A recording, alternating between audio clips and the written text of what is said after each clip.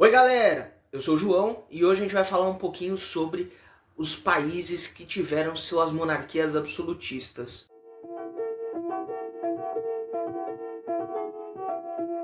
E antes da gente começar, já vou pedir para você se inscrever aí embaixo, deixar o gostei, compartilhar com seus amigos e dar uma olhadinha para mim se você tá com o sininho ativado, tá?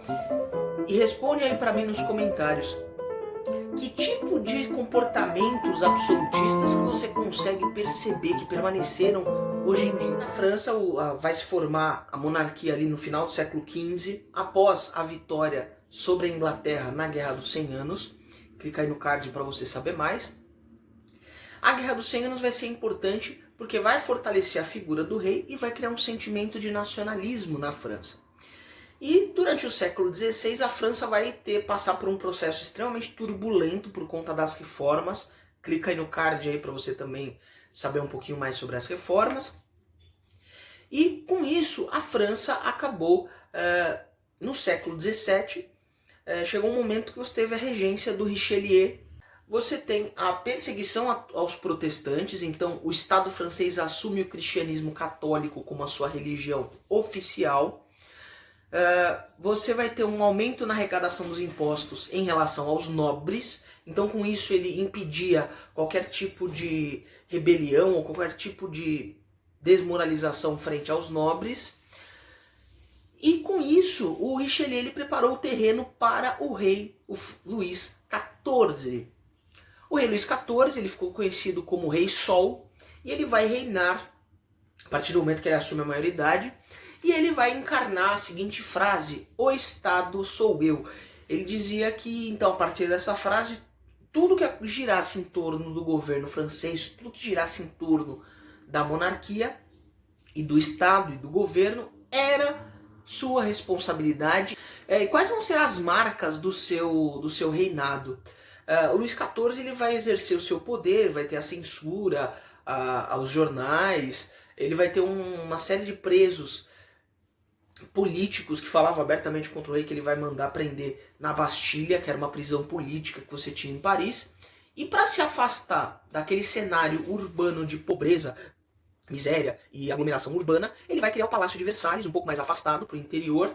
E nesse palácio vai ser uma casa de veraneio e também vai ser a sede da corte. Então o rei Luís XIV transfere a corte francesa da capital para Versalhes. E ele fazia seus serviços de lá. Versalhes é um palácio gigantesco com vários quartos, várias áreas de lazer internas, áreas de lazer externo, salões para festas, salões de jantar. Então é um palácio muito grande.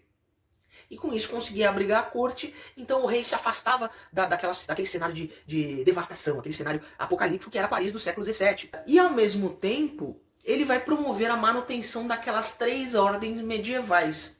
Só que elas não vão ter aquele nome horrível do mundo medieval que está muito atrasado. Elas vão ser chamadas de a primeira ordem, a segunda ordem e a terceira ordem.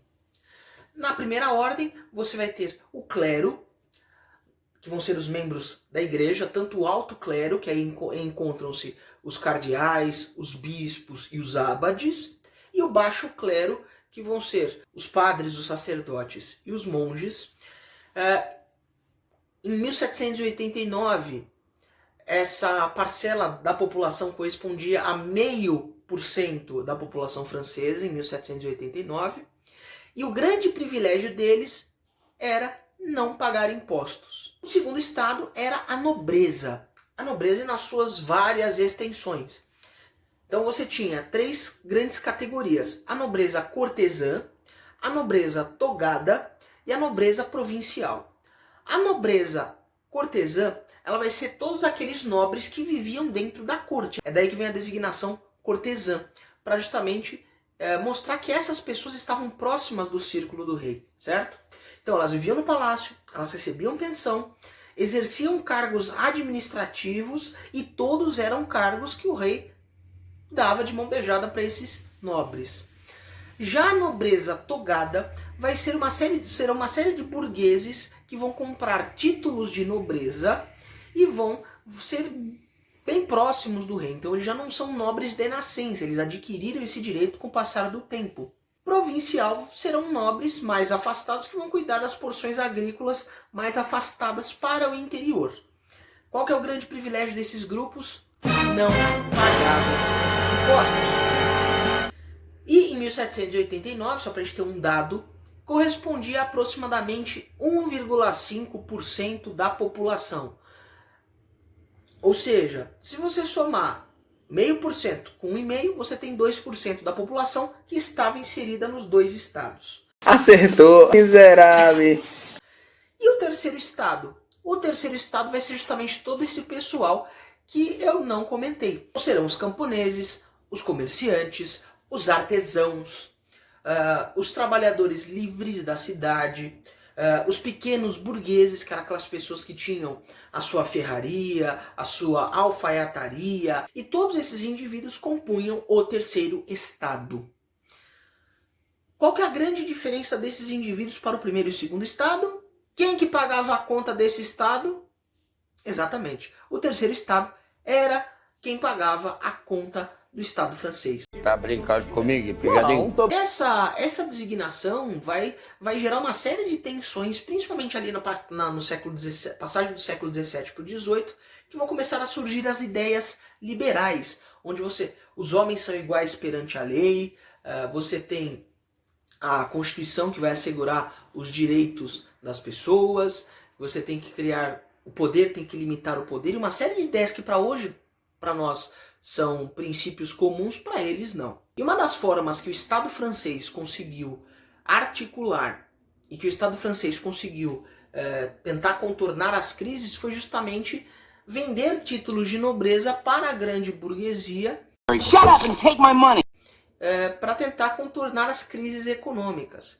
Então era um Estado extremamente deficitário, ou seja, eles gastavam mais do que eles arrecadavam, e com isso eles não tinham uma estabilidade financeira tão grande. Essa divisão social é chamada de estratificação social, e essa estratificação social somada ao liberalismo vão culminar na Revolução Francesa, que vocês vão ver mais pra frente. Tá pegando fogo, bicho! Então é isso, gente. Dúvidas e desafios? Chama a Clio.